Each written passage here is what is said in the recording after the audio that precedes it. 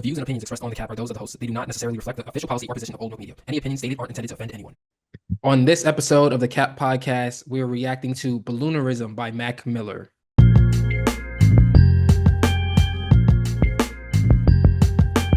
Welcome back. This is episode 601 of your critical but accurate tour through hip hop, the Cat Podcast. We are your tour guys. I am Nate Sperlin. That is Taylor McLeod. Thank you for tuning in on YouTube, Spotify, Apple Podcasts, wherever else you might be tuning in. Feel free to go ahead and join the conversation by leaving a comment, liking this video, and subscribing to the channel. That being said, Taylor, how are you doing today? Good. Yo, it's supposed to snow on us bad, me and Oh you yeah, yeah. in the I'm next. excited. Usually when it comes to snow, it's usually just me. You know what I mean? Because New York City doesn't get snow anymore, I No, guess. not really. But but man, I've been seeing all this shit. It's supposed to like really snow on both of us. No, it is like I think it's probably snowed like last Sunday and it wasn't really that much, but I was so enamored. Not even it I think it snowed on Thursday, like low key, and it was just like just enough to like stick to like car hoods and stuff like that, but like not Yeah. to the ground. And this is how you know like snow is becoming rare in New York City. I was just so enamored by looking at the snow on the cars. I was like, wow, like that's so cool. So now I I'm like mean, excited. I'm gonna act like I'm 14 again, and I'm gonna sit in front of the TV, even though it's Martin Luther King Day or it's supposed to come on Martin Luther King Day, and schools to be closed anyway. But I'm gonna sit in front of the TV and act like I'm supposed to go to school that day, and my oh school's gonna yeah. get closed. So I I'm mean, very yo, excited. from 18 to 22 for both me and you, it Yeah. snowed every fucking day from October to April. So, you know, I'm pretty good on snow for the rest of my life. I'm impartial to it. Yeah, honestly, I'm doing everything because I don't even know when the next time we're gonna have snow is. That is true. So I gotta appreciate every single moment. Oh yeah. I don't know if you saw like some of the videos of people in Atlanta dealing with the snow, and they were like, Yeah. it was just all of it was hilarious. But anyway, let's get back to what we're talking about, which is Balloonerism by Mac Miller. The album is 14 tracks, 58 minutes long, featuring SZA, Delusional Thomas, which is Mac Miller's alter ego, and Dylan Reynolds. This album was originally finished in 2014 and it was released on January 17th, which is the 5-year anniversary of Mac Miller's first posthumous album, Circles. That being said, Taylor, what did you think about Balloonerism? Yeah, so a lot of the songs, I mean, to preface, Mac Miller's been one of my favorites since like for like 15 years now, right? Like there's a lot of time that's gone into just listening to the progression of his music over the years. And a lot of these songs had leaked. The only one that I really knew was Funny Papers, which I already liked before. But once it was kind of announced that this was actually coming out in an official capacity, I didn't look for any leaks. I didn't try to get like I wanted to listen to it the way it was supposed to be listened to all the way through. And according to the main producer on this album, or the main collaborator, Josh Berg, like this was like completed in like a 2 week span. Um, and it was all of it was done. Like he said, nothing was changed, which is good because posthumous albums can be tricky in that way. Like if things get changed, things get adjusted, but it sounds like this was fully done. So going into it with that knowledge, I mean, I was as I always have been with any Mac Miller release, like I was thoroughly impressed by the level of care that goes into the music, the creativity and the like willingness to be kind of out there and but still it's just like a real sign of like a really good musician when it can be like out there and weird, but it still like Mhm. computes in your brain as like, oh, I like this. Like I want to come back to this. And obviously it's from over 10 years ago now, so it sounds nothing like stuff we're listening to today. Mhm. And it definitely sounds like a time that I know you and I have talked about where music was a little more unique and a Yeah. little less flat and a little less geared towards social. Yeah, I agree. This was my first time listening to a Mac Miller album. Like I never, like I always understood, not always, but like as it was explained to me, I understood like the value and the friendship that he had amongst other rappers that I really enjoy in hip hop. And I always respected that. The first time I think I heard the song Donald Trump.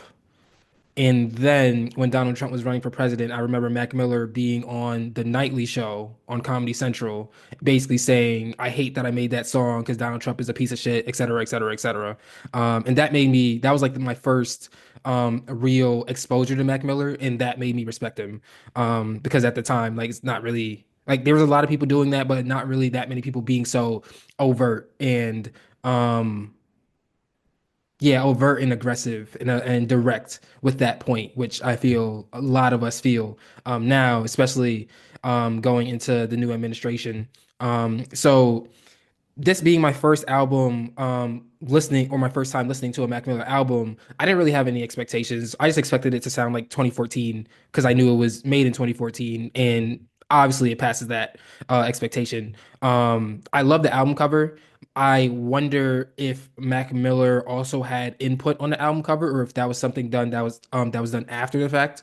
Yeah, he Um, commissioned that painting. Okay, so that Mac Miller commissioning that painting for that cover, that's a really good cover. That's a really good choice for Mac Miller because it it's his face as a balloon. Like Right. what like the album's called Balloonerism. Like how more direct or on the nose could you be with a picture to describe what the name of the album or what's in the album.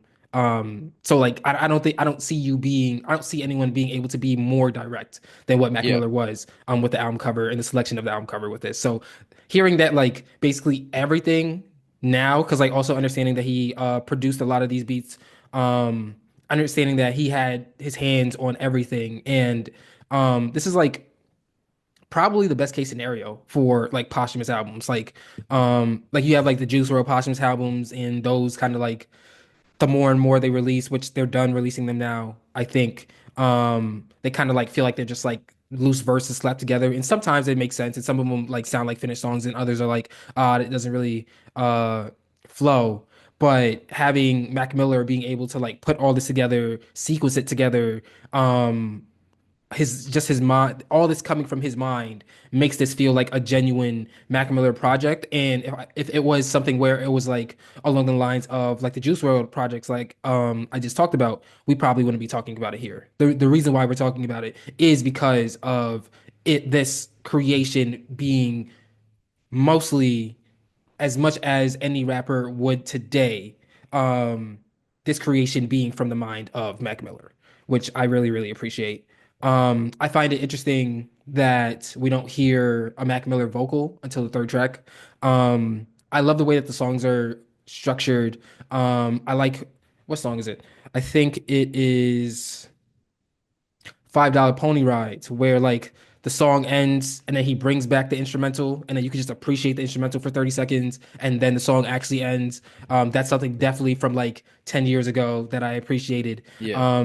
Listening to this album and also like I feel like there's a comp to if we were to compare this to like basketball, I would say like Nikola Jokic or Luka Doncic, where like they're experts at their craft, Mac Miller, Luka Doncic, and Nikola Jokic, but they're gonna execute at their own pace. They're gonna do things in their own way, and there's nothing that you can do to like move them off of how they plan on executing things, and it's gonna be effective. So I really appreciated that. I like the pace that he raps with. Also, I think that allows him to fit some unconventional rhymes together. And I think that also makes it easy for the listener to be able to listen and pick up on what he's saying. I also feel like on there's one song where SZA has backup vocals on the hook, and you can see that chemistry between Mac Miller and SZA. Um, Mac Miller also has a really, really nice singing voice. Um, and that allows him to that puts him in like a rare category of rappers. Like we've talked about this before. Rappers like Kendrick Lamar, rappers like J. Cole, rappers like Drake, where they can fully create a song with their vocals from the hook to the verse to the hook to the verse. And to go further with Mac Miller and J. Cole, those two rappers can produce now. So like that's extra control that they have, even putting like Kanye West in there when Kanye was in his peak. So that's really nice to listen to. It's really easy to appreciate that type of talent when it's so abundant and so intentional. Yeah.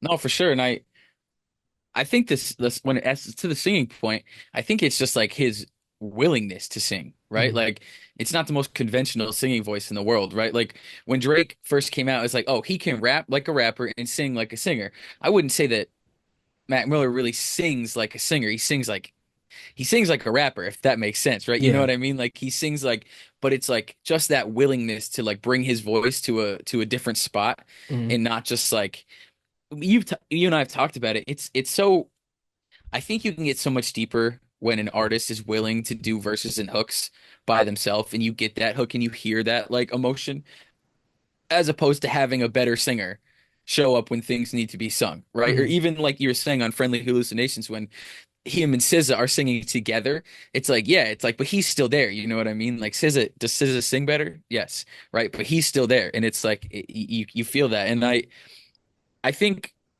it's been, why, like Max said it in a bunch of interviews, like when he was in the album process, he's making multiple albums for release, right? And I think that's where we get this balloonerism thing, right? Before watching movies with the sound off, there was a whole album with Pharrell called Pink Slime, right? And I think a lot of people, the way they describe the process is you make, 60 songs for one album and you go through and you pick them out and you work on those, and then the list gets smaller and smaller. Like based on everything that's been said, like Mac Miller makes multiple albums at a time, like multiple individual projects, and then says, "All right, we're going to go with this one because this one fits like, what needs to happen right here." And I say that to get to the point where this is like the perfect companion album for Faces, Hmm. which is probably his most like revered project. I don't know if it's his best, but it's certainly his most revered.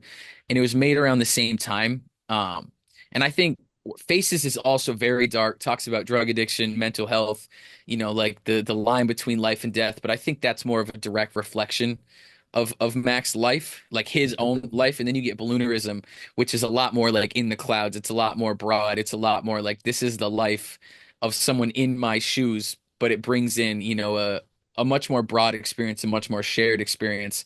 And you can hear that in the creativity. And I like what you said about going into it expecting something from 2014 or like $5 pony rides where you can let the instrumental ride out for like 30 seconds. 10 years ago, they weren't making music for an algorithm, right? Hmm.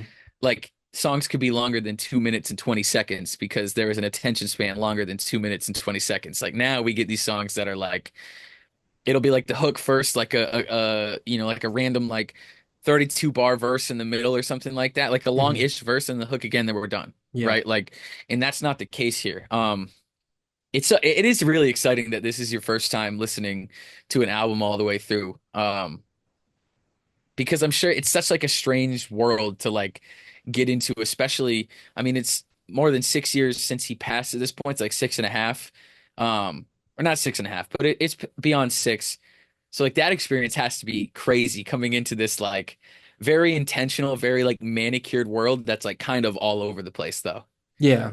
It's very because it is all over the place, and like there's like certain things that would come up, and it's like the way that it's either like the way that things are pitched, the way that things are arranged are kind of weird, but then at the same time, like I said, like music is like one of those things where like things can be weird, things can like be out of place, but at the same time still make sense. And at the end of the day, I think that's what every single song on this album accomplishes, that it makes sense musically.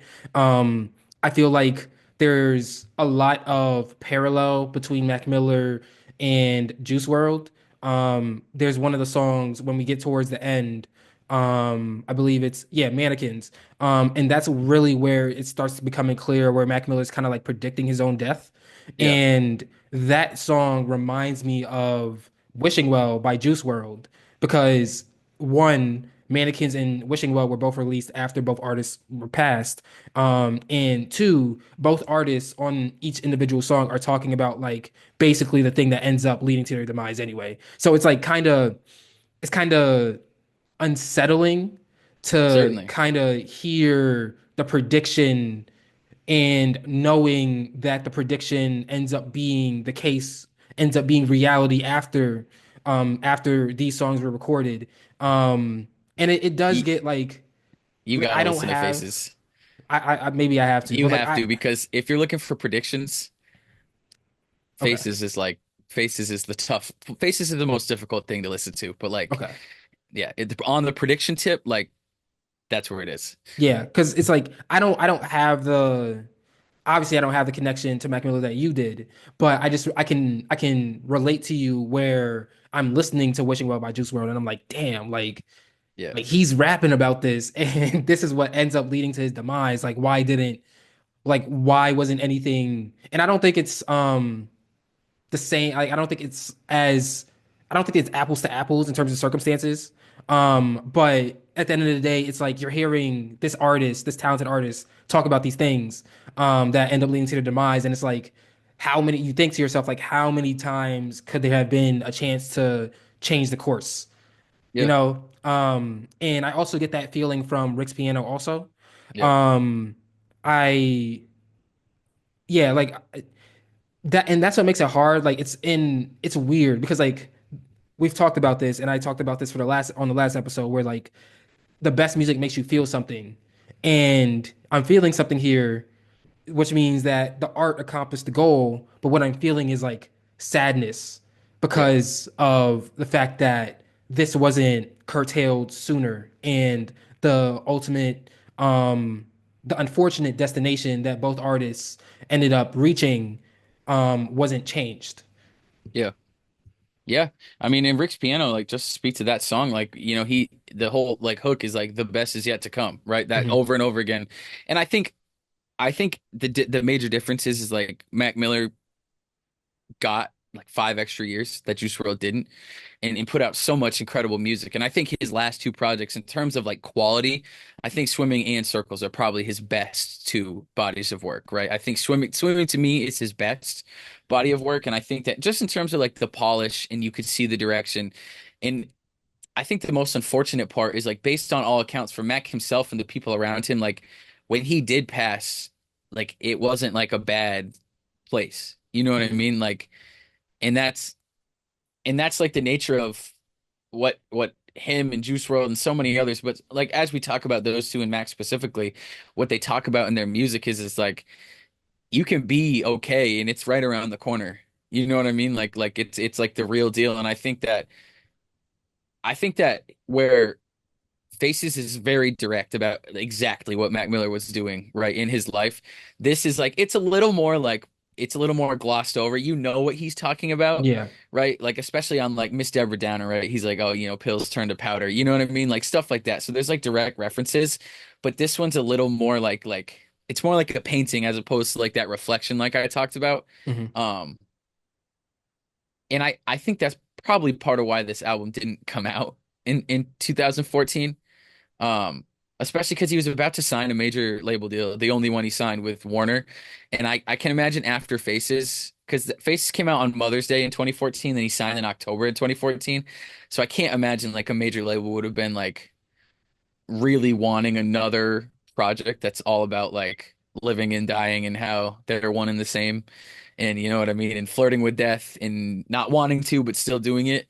Um, and yeah, I can't remember what song it is on here, but he says he's like, I'm about to sign my life away. So he was already in negotiations with Hmm. major labels at that point. And then his first album on the major label, which was Good AM, definitely sounds more like a label album than anything else that he ever did. But it's like I think like all that plays a part. And it is interesting timing for it to come out now. I think that so much of it got leaked that the estate kind of wanted to get ahead of it and say, hey, like, if this is gonna like be put out in piecemeal on SoundCloud, like let's get it right. Let's do it the real way it's supposed to go. Um, I do think that this is probably like, if I had to guess, this is probably the last project that we'll get from the estate, right? Because like there's only two others that are really, really, or like maybe like two and a half others that are really rumored. Like he had the one with Pharrell. There's one with Madlib called Maclib, and then he was working on a third album to go with Swimming and Circles. Like it was gonna come out in a not come out in a trio, but it was like being made as a Hmm. trio, and that was supposed to be more like a real hip hop album as opposed to Swimming in Circles, which are both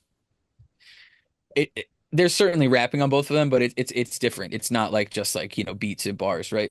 Um, so I think that this is a long way to get to. I think this project is going to end up meaning a lot to a lot of people, including myself, Hmm. because I think this probably is, the end of these releases. I can't maybe if Madlib gets something together, right? But I think even so, this feels strange to go backwards as opposed to misrelease.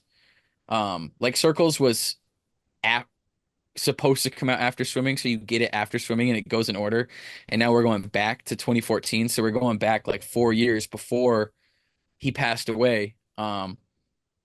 And I don't know for myself if I want any more of that. Yeah. Like I think that they've released like bonus songs on the mixtape Kids, which is 2010. They released a bonus track for Faces, which was also 2014. But like everything else at this point, you're going to be going back into that mid 2010s era. And so I think that this is like a good way to kind of like give us a full album. Uh, Man, and it does mean a lot. Like I know you and I had talked about, what this album would mean to me, and I didn't really know going into it because I couldn't tell. Like I was like, is this going to be like? I mean, the crazy part is he made this in Faces when he was 21, which Yeah. is, you know what I mean? Like that's part of the crazy part, and I just don't know if I want more of that. So I'm very happy with this and what it means to me. It does mean a lot to me, and I'm very happy with this being like potentially the last release. Um, which is, it's crazy that it's really like it could be over in terms of new music. Like I'm sure we'll get songs here and there.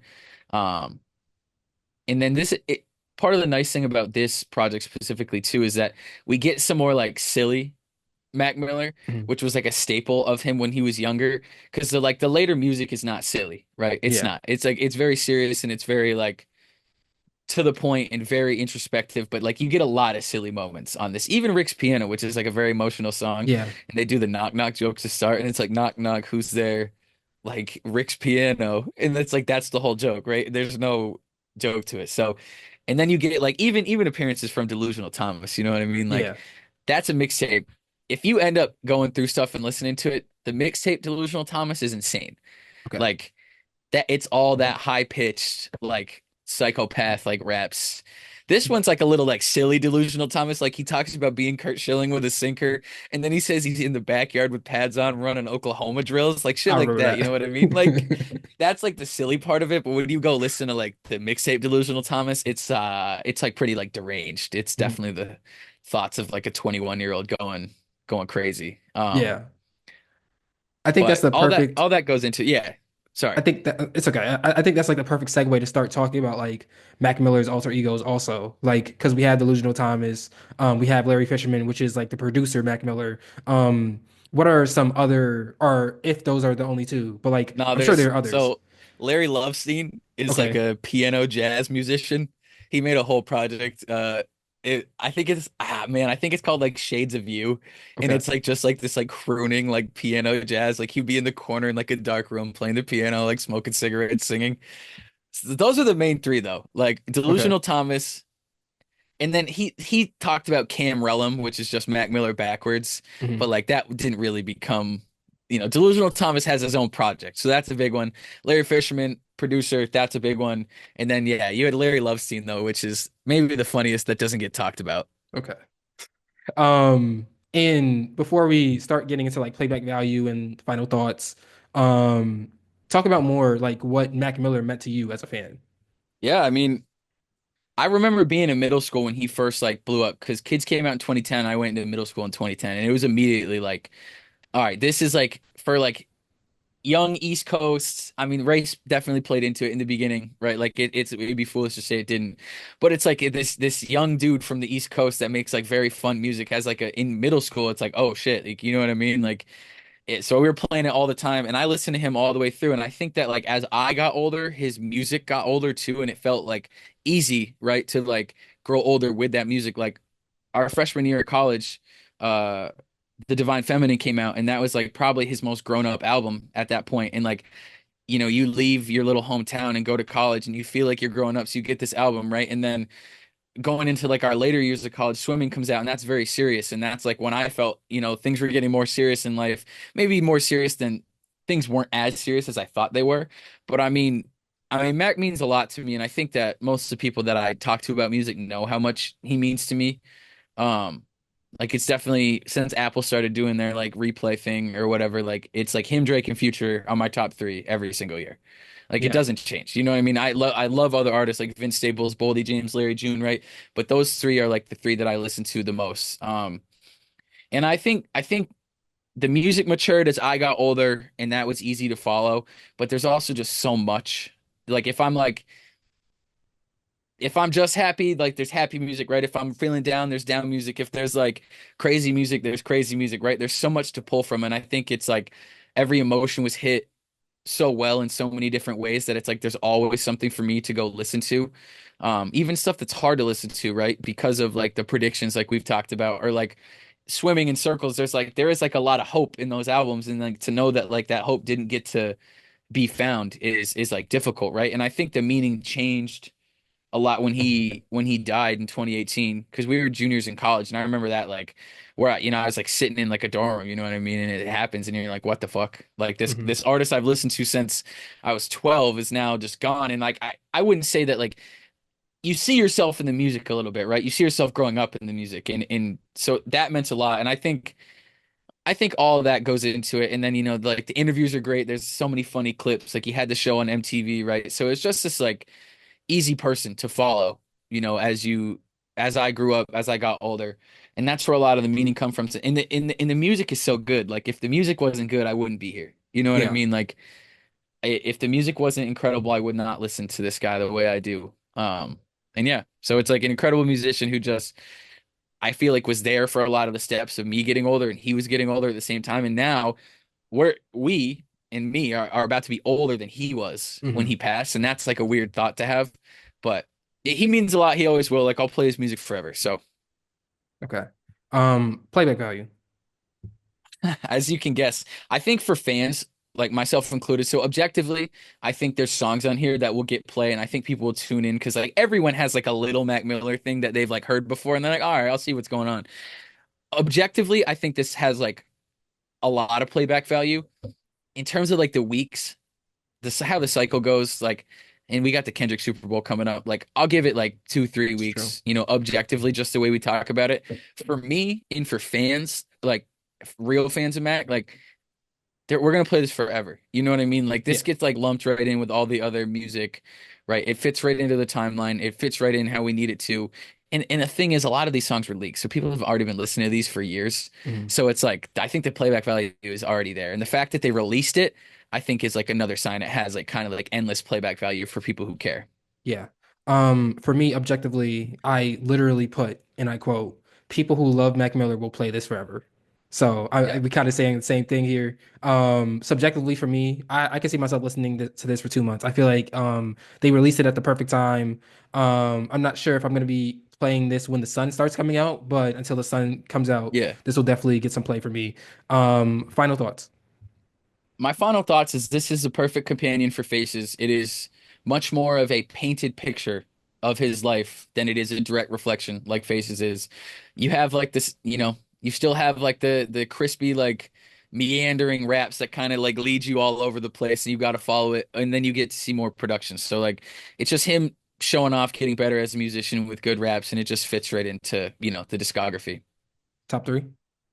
My top three are Rick's Piano, Friendly Hallucinations, and Stoned. All right. I like Stone. That almost made my top three, but it didn't.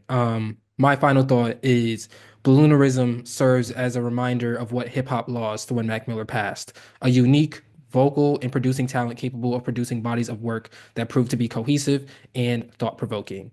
My top three tracks: number three, Funny Papers; number two, Rick's Piano; and number one, Mannequins.